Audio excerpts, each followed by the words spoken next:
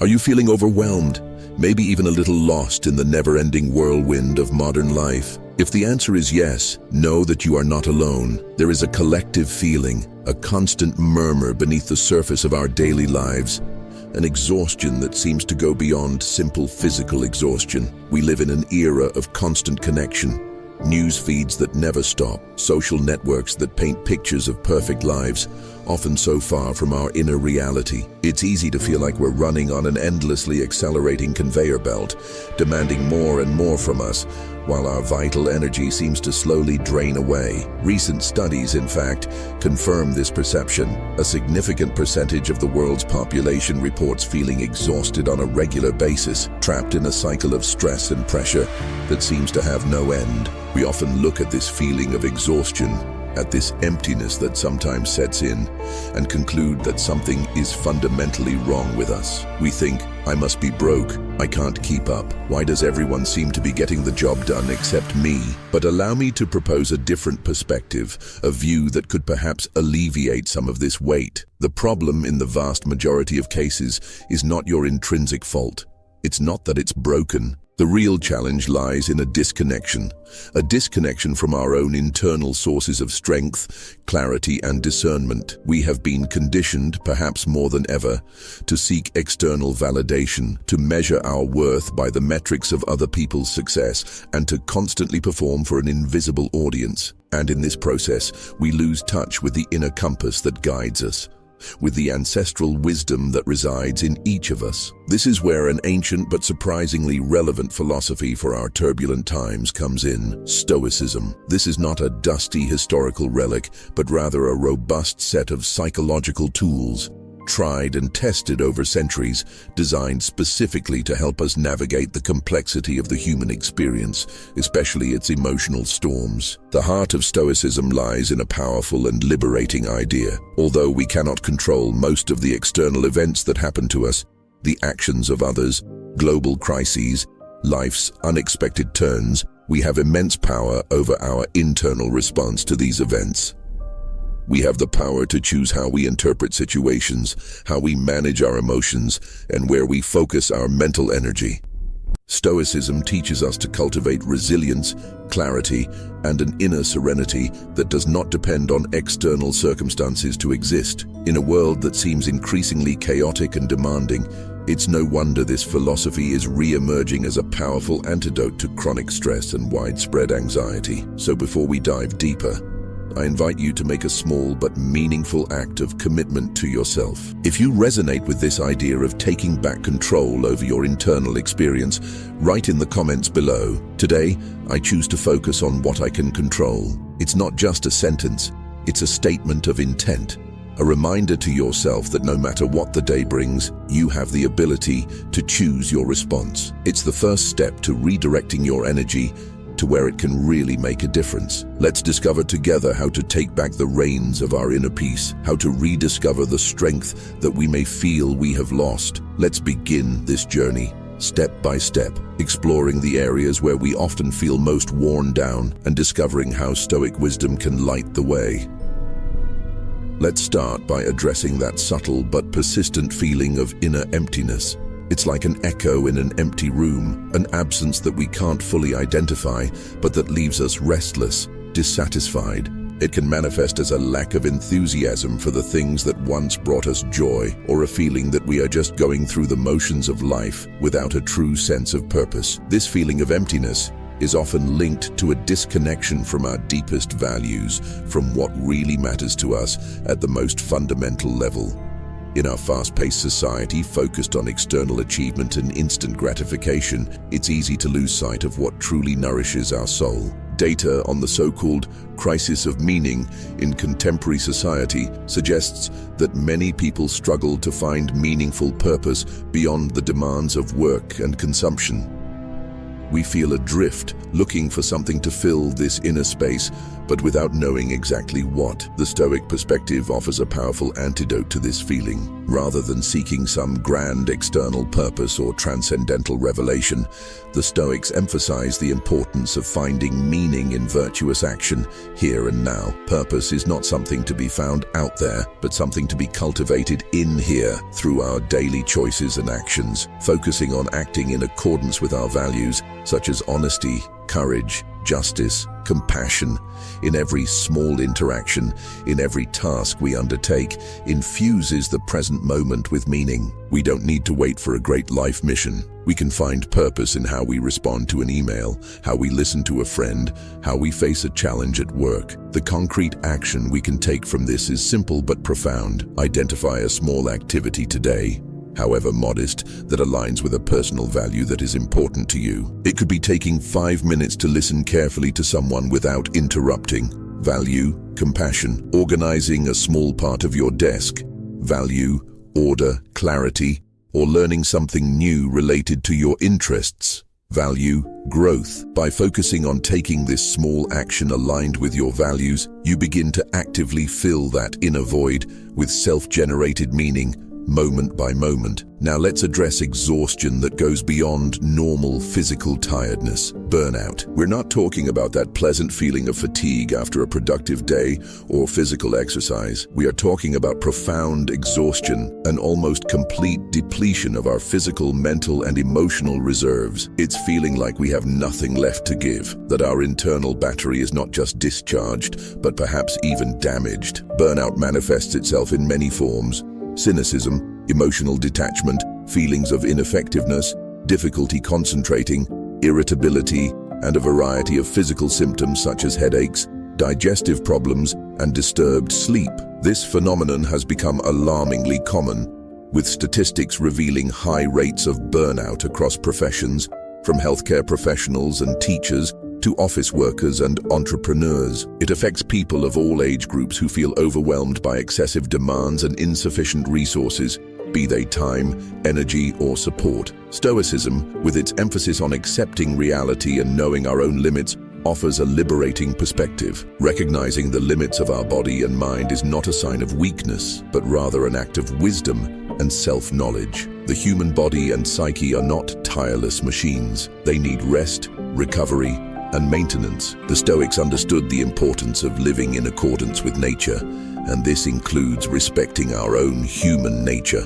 with its needs and vulnerabilities. Accepting the need for rest is not laziness, it is an essential condition for long-term sustainability. The guilt associated with resting or slowing down is a toxic cultural product that Stoicism helps us dismantle. The concrete action here is perhaps one of the hardest for many of us in productivity culture, giving ourselves permission to slow down, guilt-free. This doesn't necessarily mean taking a long vacation, although that may be necessary. It means integrating mindful micro breaks throughout the day, stepping away from the screen for 5 minutes, taking a deep breath, looking out the window. It means practicing intentional doing nothing for short periods of time, allowing the mind to wander or simply rest. It means establishing clear boundaries between work and personal life and honoring them. It's about recognizing that recovery is not a luxury, but an essential part of the process of living well and sustainably. Allow yourself to rest, knowing that in doing so, you are practicing wisdom and taking care of your most precious asset, your own vitality. Let's dive now into what can feel like a constant internal battle, the tyranny of negative thoughts, that critical inner voice, the incessant stream of worries, ruminations about the past, anxieties about the future. It seems that our mind has an extraordinary ability to fixate on what is wrong, what could go wrong, our failures and inadequacies. This cycle of negativity can be incredibly draining, sapping our confidence, our energy, and our ability to enjoy the present. Sometimes we feel hostage to these thoughts, as if they were the absolute truth about us and the world. There's even a neuroscientific perspective that suggests our brains have an innate negativity bias, an evolutionary inheritance that helped us survive by focusing on potential threats. In the modern world, however, this mechanism can become overactive, becoming a source of chronic suffering. Stoic philosophy offers a fundamental tool for dealing with this tyranny, the dichotomy of control, applied specifically to the domain of our thoughts. The Stoics taught that we do not have direct control over which thoughts spontaneously arise in our minds. Trying to forcibly suppress a negative thought, as we know from experience, often only makes it stronger.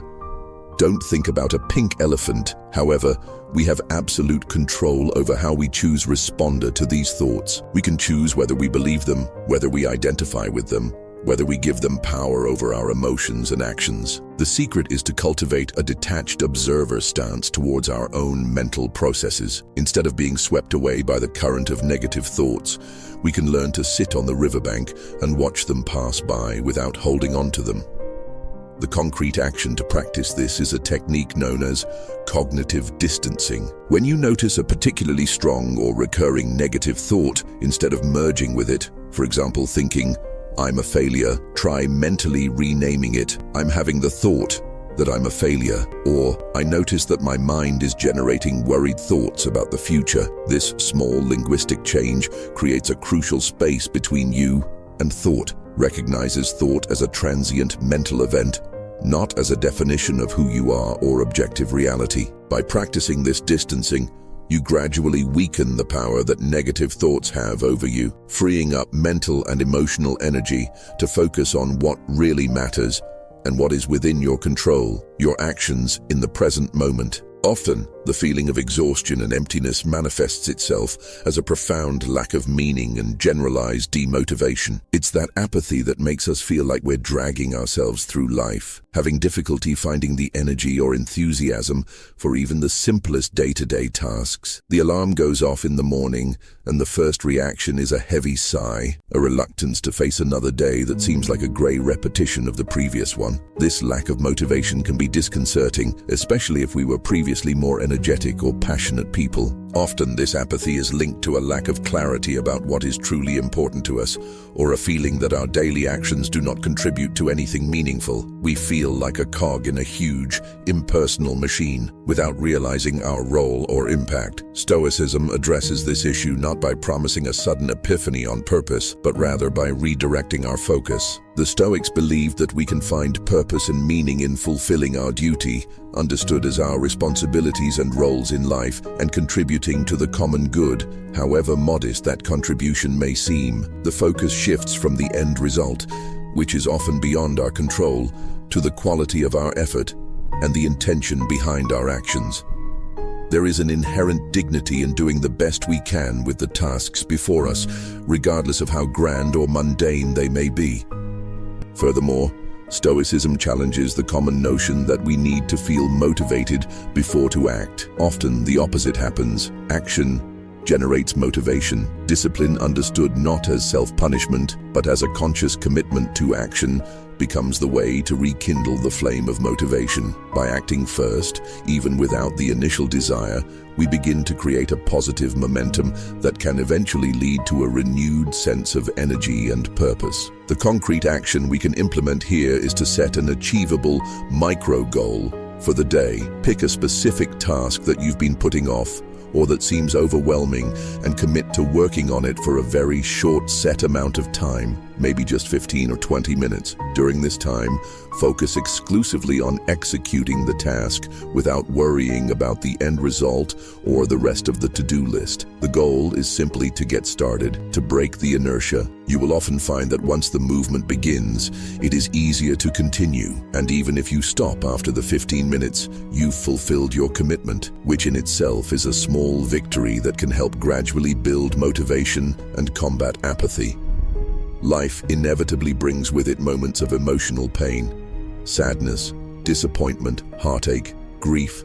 These are universal experiences, an integral part of the complex tapestry of human existence. However, we live in a culture that often pressures us to avoid or suppress these negative emotions, to put on a mask of constant happiness, to think positive, even when our hearts are heavy. This pressure can lead us to feel inadequate or ashamed for feeling pain, as if it were a sign of weakness or personal failure. We validate joy, but invalidate sadness, creating a dysfunctional relationship with our own emotional spectrum. Stoicism, Contrary to some popular misunderstandings that paint it as a philosophy of cold emotional suppression, offers a much wiser and more compassionate approach. The Stoics did not advocate not feeling emotions, but rather understanding them and responding to them wisely. In the face of emotional pain, the first Stoic step is radical acceptance of the present emotion, without judgment. Feeling sad is not wrong. It is a natural human response to loss,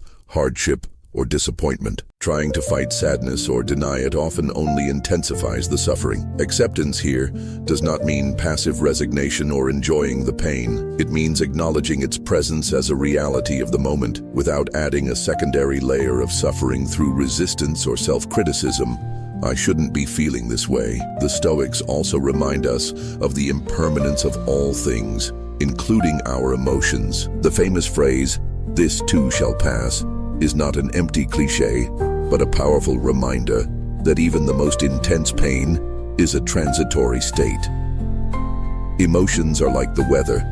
Dark clouds may hover for a while, but eventually the sun shines again.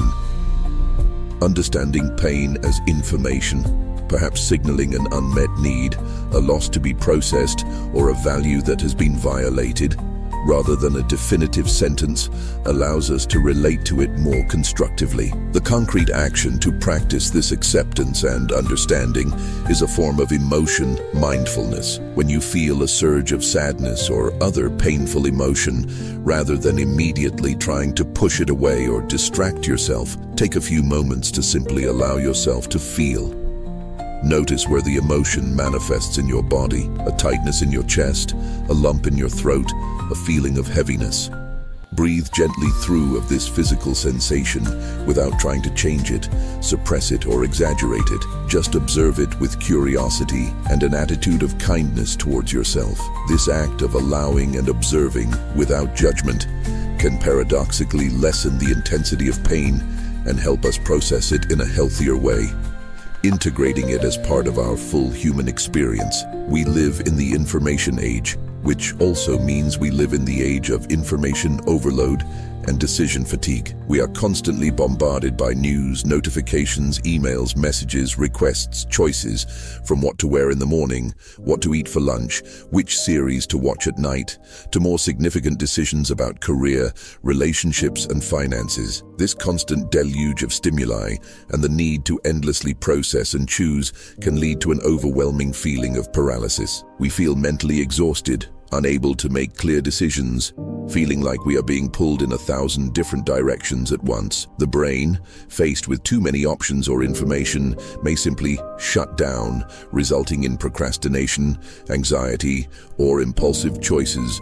just to end the discomfort of indecision. The digital world in particular, with its always-on nature and its algorithms designed to capture our attention, greatly exacerbates this overload. Stoicism, practiced in a time long before the internet, already offered powerful principles for dealing with this type of challenge. The key is to simplify and focus on the essentials. The Stoics valued mental clarity and understood that our attention and mental energy are precious, finite resources that must be protected and directed wisely. The maxim, less but better, attributed to various thinkers over time, captures the essence of this approach well. It's about deliberately identifying what is truly important and essential in our lives and our daily lives, and then having the courage to eliminate or minimize the rest. This requires setting clear priorities. What really contributes to your goals, values, and well-being? What is just noise, distraction, or self-imposed obligation? Protecting our time and attention becomes a fundamental act of self-care and effectiveness. The concrete action to combat overload is to practice daily essentialism. Start each day or the night before by identifying the 1 to 3 tasks or activities that are truly most important to you that day. These are your essential priorities. Devote your best time and energy to these tasks first. Then, actively practice saying no to requests, opportunities, or distractions that don't align with those priorities or that would simply overwhelm you. This may be uncomfortable at first, but it's crucial to regaining control over your time and mental energy. Also consider implementing scheduled periods of digital detox, specific times of the day or week when you turn off notifications, close unnecessary browser tabs, and intentionally disconnect from the constant flow of information. By simplifying, prioritizing, and protecting your attention, you create mental space to think more clearly, make better decisions, and feel less overwhelmed by the noise of the world. One of the biggest challenges of modern life is maintaining inner peace in the face of external chaos. We turn on the news and are confronted with global crises, conflicts, economic instability. We deal with interpersonal problems at work or at home, with difficult people, with situations that seem unfair or beyond our control. It is natural for these external events to generate feelings of anxiety, helplessness, anger, or fear in us. We feel our tranquility shaken, our mind agitated by worries about things that, in most cases, we have little or no ability to directly influence. We may feel small and vulnerable in the face of greater forces, or frustrated by our inability to fix the world or the people around us. It is precisely here that the crown jewel of Stoicism, the aforementioned dichotomy of control, shines brightest. Stoic philosophers such as Epictetus tirelessly emphasize the importance of making a clear and constant distinction between that which is under our control and that which is not. What is within our control, fundamentally our own judgments, our intentions, our responses, our actions, and our will. What is not under our control, pretty much everything else, the actions and opinions of others, our health to some extent, our reputation, natural events, the past, the future, external circumstances in general. Inner peace, according to the Stoics, comes not from trying to control the uncontrollable, which is a guaranteed recipe for frustration and suffering, but rather from focusing all of our energy and attention on what we can control, our own internal sphere of influence. When we worry excessively about external events that we have no power over, we are wasting our mental and emotional energy. Serenity comes when we accept what we cannot change and direct our efforts to act with virtue and wisdom within our area of control. This does not mean being passive or indifferent to the world. It means being strategic and effective, focusing our resources where they can really make a difference, in our own choices and behaviors. The concrete action to internalize and practice this crucial distinction is the circle of control technique. Take a sheet of paper and draw two concentric circles, one large and one small in the center. In the small inner circle, write things I can control. In the space between the small and large outer circles, write things I can't control. Now think about your current worries, the things that cause you anxiety or stress. List each of them. Then, for each item on the list, decide which circle it belongs in. The global economy, outer circle. Your boss's opinion of you, outer circle. Your reaction to your boss's opinion, inner circle. Your effort at work, inner circle. The final result of the project, which depends on many factors, outer circle. This visual exercise helps you clarify where your energy is being spent. The goal is to consciously remove your attention and concern from the items in the outer circle and redirect it to the items in the inner circle. Ask yourself, what can I do here and now within my sphere of control to deal with this situation in the best way possible? By practicing this mental discipline regularly, you begin to cultivate a sense of calm and tranquility, even in the midst of external chaos. We live in a society that, despite all the talk about mental health, still exerts subtle and sometimes not so subtle pressure to always be well, always positive, always productive. Toxic positivity, that requirement to maintain an optimistic facade regardless of circumstances or our actual feelings, is a real phenomenon. We internalize the idea that feeling low, sad, anxious, or simply not well is a sign of failure, something to be hidden or quickly overcome.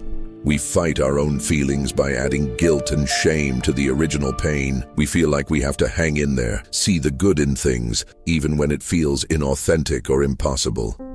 This internalized pressure is incredibly exhausting and counterproductive. Stoicism, while focusing on resilience and managing emotions, also offers a fundamental space for self-compassion and acceptance of our own humanity. The Stoics were realists. They knew that life includes difficulties and that we are imperfect beings, prone to mistakes and difficult emotions. Self-compassion, seen through a Stoic lens, is not self-indulgence or self-pity, but rather a rational and necessary practice. It is recognizing our own humanity with all its vulnerabilities and fallibilities without falling into self-deprecation or harsh judgment. It's treating ourselves with the same understanding, kindness, and patience that we would likely offer a good friend who is going through a difficult time. If a friend told you they felt exhausted or sad, you probably wouldn't tell them to just cheer up or be more positive.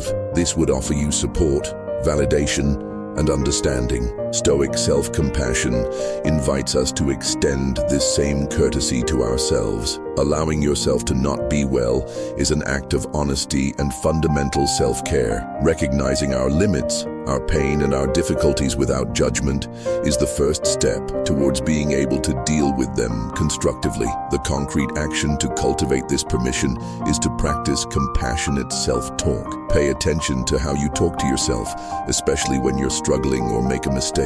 Notice whether your inner voice is critical, judgmental, or impatient. When you notice this self-criticism, pause and actively rephrase that sentence in a kinder, more realistic and encouraging way, the same way you would talk to a dear friend. For example, instead of thinking, "I'm so stupid for making that mistake," try rephrasing it to, "I made a mistake, like all human beings do. What can I learn from this to do better next time?" Sometimes the tiredness we feel goes beyond the physical or mental exhaustion of burnout. It is a deeper, more existential tiredness, a tiredness of the soul. It can feel like a subtle but persistent wear and tear, a loss of luster or vitality, a sense of disillusionment or disconnection that permeates our experience. This type of tiredness can arise even when we are physically rested or when external demands are not particularly overwhelming. It is often linked to a loss of connection with ourselves, with others, with nature, or with something bigger than ourselves. It may be the result of living out of alignment with our core values for too long, of feeling like our lives lack authenticity, or of a built-up disappointment with the world or our own expectations. It is a sign that our inner essence needs nourishment, attention, and rekindling. Stoicism, with its emphasis on introspection and living in accordance with nature, both human nature and the natural world, offers ways to address this deep weariness. The Stoics understood the importance of regularly reconnecting with sources of meaning and vitality. This can involve spending time in nature, contemplating its beauty, its resilience, and its cycles, which helps us gain perspective and feel part of something bigger. It may involve a conscious reconnection with our core values. What really matters to us? Are we living up to these values? Contemplative practices such as meditation, silent reflection, or journaling are also powerful tools for calming external and internal noise and listening to the subtler voice of our intuition and our deepest needs. Regular introspection is not a luxury but a necessity to keep our inner compass calibrated and our soul nourished. The concrete action to begin addressing this tiredness of the soul is to schedule a small moment every day, even if it's just 5 or 10 minutes, dedicated specifically to reconnection and silent reflection. It could be sitting quietly with a cup of tea in the morning before the day begins and simply breathing and observing your thoughts and feelings without judgment. It could be taking a short walk in a park or garden during your lunch break, paying attention to the trees, the birds, the feel of the air on your skin. It could be spending a few minutes at night writing freely in a journal about your day, your feelings, or the things you are grateful for. Even if you don't have easy access to wild nature, you can find moments of connection by gazing intently out the window, tending to an indoor plant, or simply gazing at the sky. The important thing is to create intentional, regular space to step away from external demands and turn your attention inward or to the restorative stillness of the natural world. These small moments of pause and reconnection, practiced consistently, can begin to gradually restore the soul's reserves and alleviate this deep existential fatigue. Who has never felt paralyzed by inertia, by the overwhelming difficulty of simply starting a task? Procrastination is a nearly universal human experience, but when it becomes chronic or applies to important areas of our lives, it can be a significant source of stress, guilt, and self-criticism. We feel stuck, knowing what we need or want to do, but unable to take the first step. The task seems too big, too complex, too overwhelming, and our mind finds 1,001 reasons to put it off. I'll do it later. I don't feel like it right now. I need to be in the right frame of mind. This inertia can be particularly frustrating when it comes to goals that are important to us, leading to a vicious cycle of procrastination, increasing anxiety, and feelings of stagnation. Stoicism offers a pragmatic and effective approach to breaking this cycle, focusing on the power of minimal action. The Stoics understood that movement generates momentum. Instead of being intimidated by the enormity of the entire task or the desired end result, we should focus our attention and effort exclusively on the first step, however small and insignificant it may seem. The idea is not to climb the entire mountain at once, but simply to take the next step on the trail. The beauty of this approach lies in its simplicity and the way it bypasses mental resistance. Our mind can easily rebel against the idea of working on a complex task for hours, but it rarely resists a tiny commitment. Once we take that first tiny step, the inertia begins to dissipate. The initial movement creates a small spark of energy and accomplishment, making the next step a little easier. The concrete action to apply this principle is to use variations of the 2-minute rule, popularized by David Allen, but aligned with the Stoic spirit of minimal action. The original rule suggests, if a task takes less than 2 minutes to do it immediately. This prevents small tasks from piling up and creating mental and physical clutter. For larger tasks that have been put off, adapt the rule. Commit to working on that task for just 2 to 5 minutes. Set a timer and focus solely on getting started, whether it's writing the first sentence of a report, putting on your sneakers to go for a run, doing a quick search online, or tidying up a small stack of papers. The objective is not to finish the task in these few minutes, but to break the initial barrier of inertia. You will often find that once these initial minutes have passed, you feel more motivated to continue. And even if you stop after 5 minutes, you've already taken a step forward. You've already overcome the initial inertia, which is a victory in itself. By consistently focusing on the smallest action, the next doable step, you gradually dismantle the feeling of being stuck and begin to build positive momentum toward your goals. It's important to recognize that sometimes the sadness we feel is not just a passing response to a specific event, but something more persistent, deeper, that hangs over us like a dark cloud for weeks or months. This lasting sadness may be a sign that we are dealing with something more complex, such as unprocessed grief, clinical depression, or other mental health issues that require additional attention and support. It is crucial in these cases to approach the situation with honesty and courage and consider seeking qualified professional help, a therapist, a psychologist, a doctor. Asking for help is not a sign of weakness. On the contrary, it is an act of great strength, wisdom, and self-care. Recognizing that we don't have to go through this alone and seeking the appropriate tools and support is a fundamental step towards recovery. That said, the Stoic perspective can still offer a useful and complementary framework for navigating these periods of persistent sadness, always in conjunction with appropriate professional support if necessary. The first step, once again, is acceptance of the present reality, even if that reality is painful. Accepting that you are feeling deep sadness does not mean liking it or resigning yourself to it forever, but rather recognizing it as the current starting point. Fighting sadness or feeling guilty about it only adds suffering. Acceptance creates a space to breathe and to begin working with what is present. From there, the Stoic focus shifts to resilience and the ability to endure. The Stoics constantly reminded themselves of the inner strength we all possess, our ability to face adversity, as we did in the past. Reflecting on past challenges we have overcome can be a powerful reminder of our own inherent resilience. This is not about minimizing the present pain, but about recognizing that we have navigated turbulent waters before and that we have the inner resources to do so again. Another Stoic practice particularly useful in difficult times is that of gratitude. specifically focusing on the little things that still exist, even in the midst of darkness. When sadness seems to dominate everything, it can be difficult to see any good. However, consciously striving to find and recognize the small gifts of the day, a ray of sunlight coming through the window, the taste of a hot cup of tea, a kind word from someone, the simple fact that you are breathing can create little cracks of light. The concrete action here is the specific gratitude exercise. At the end of each day or in a quiet moment, pause and consciously identify 3 things, very small, for which you can feel a flash of gratitude on that specific day. Write them down if it helps.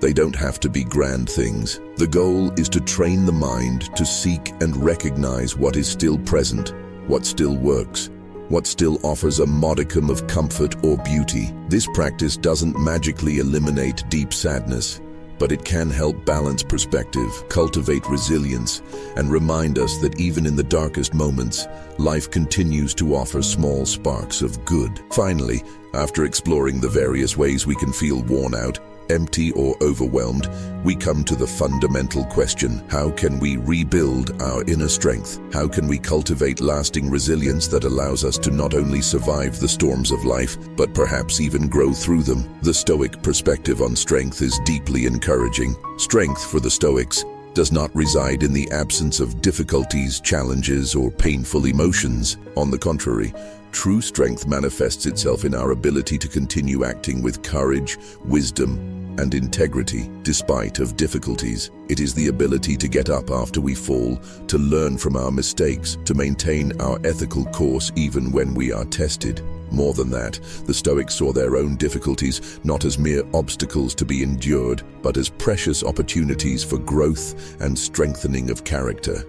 The famous Stoic idea that the obstacle is the path suggests that it is precisely by facing and overcoming challenges that we develop our virtues: courage, patience, perseverance, justice, temperance. Each difficulty overcome is like a training session that strengthens the muscle of our inner resilience. Rebuilding inner strength, therefore, is not about seeking a life without problems, but rather about changing our relationship with the problems that inevitably arise. It's about cultivating a mindset that sees challenges as an integral part of becoming stronger and wiser. To nurture this strength, Stoicism encourages us to celebrate the small victories of everyday life and, crucially, to value the effort and intention, not just success or the end result.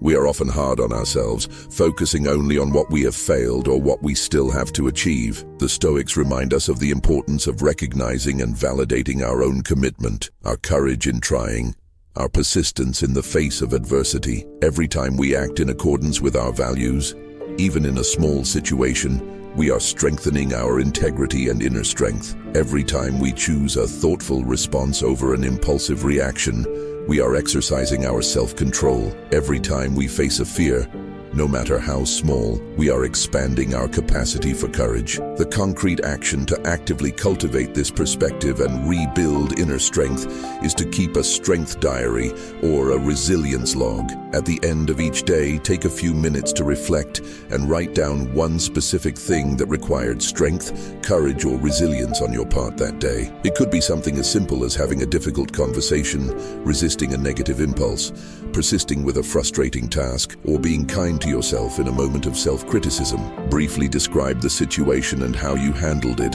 focusing on the effort you applied or the virtue you demonstrated. This simple exercise, practiced regularly, helps train your mind to actively recognize its own strength and capabilities. It counters the natural tendency to focus on failures and gradually builds a more robust and realistic self-image based on evidence of your own resilient actions. Rebuilding inner strength is an ongoing process, but by focusing on effort, celebrating small victories, and seeing obstacles as opportunities, we can cultivate a reserve of resilience that will sustain us throughout life's journey. We have reached the end of our joint reflection, this exploration of the ways in which the ancient wisdom of Stoicism can serve as a beacon in the challenging times we live in. We followed a path that took us from a feeling of emptiness and exhaustion to the real possibility of rebuilding our inner strength.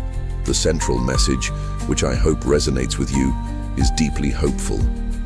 The tools for finding greater serenity, clarity, and resilience are not somewhere far away or inaccessible. They reside within us, waiting to be rediscovered and cultivated through a conscious shift in perspective and deliberate practice. The time you invested in following these words was not just time spent, it was an active step on your journey of self-care, self-knowledge, and personal growth. Validating your experience, understanding the roots of your tiredness, and exploring new ways of responding to life's challenges is, in itself, an act of strength and commitment to yourself. It is essential to reinforce that Stoicism, in its practical and applicable essence, is not about becoming cold, distant, or devoid of emotions. That would be inhumane and frankly ineffective. Rather, it's about developing a wiser, more mature relationship with our emotions, understanding them as signs, accepting them without judgment, and choosing to respond to them and the situations that trigger them with clarity, courage, and virtue. It's about directing our limited energy towards what we can truly influence, our thoughts, our attitudes, our actions, and accepting with serenity what is beyond our control. It is a path of self-mastery, not suppression. As a way to seal this moment of reflection and take a little of this practice with you into your day, I invite you to share something in the comments below. It could simply be the word gratitude as a reminder to look for the little good things, or perhaps sharing a small victory from your day, a moment when you felt like you acted with a little more awareness or resilience, however modest. This act of sharing can serve as positive reinforcement for you and inspire others who are on the same journey. And if these reflections and tools resonate with you, if you feel like this type of content can support you on your ongoing journey of self-discovery and inner empowerment, consider subscribing to the channel. Our intention is to continue to explore these and other practical ideas that can help us navigate life with more peace, purpose, and resilience. We want to build a mutually supportive community here where we can learn and grow together. Remember, this journey of cultivating inner strength and serenity is not a sprint, but a marathon, a lifelong practice. There will be good days and not so good days. There will be times when you feel strong and centered, and others when you will feel wobbly. This is perfectly normal. It is part of the human process. The important thing is intention, consistent practice, kindness to yourself, and the willingness to continue learning and growing. Stoic wisdom offers us a map and a compass, but we are the ones who have to walk the trail step by step. I sincerely appreciate your time and attention. I hope this conversation has offered you some perspective, some comfort, or some inspiration. We continue on this journey together, seeking to live with more wisdom and courage amidst the complexities of our world. Take good care of yourself and see you soon.